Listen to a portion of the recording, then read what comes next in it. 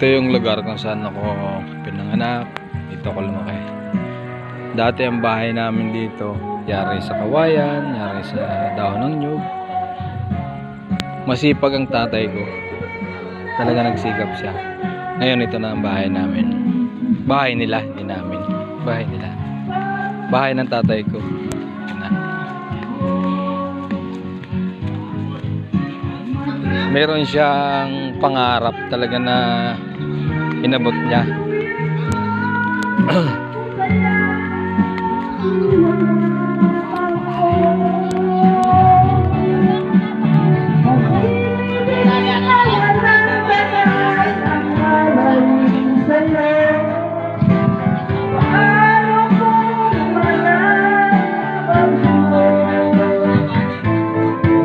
Pasok tayo sa loob.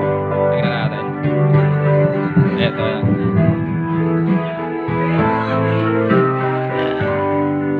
May dalawang kwarto.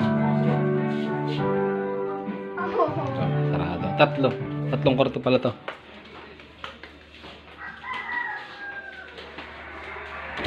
CR.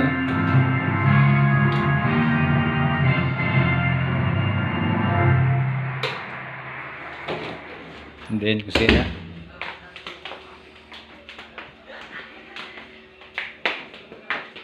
Ito na siya.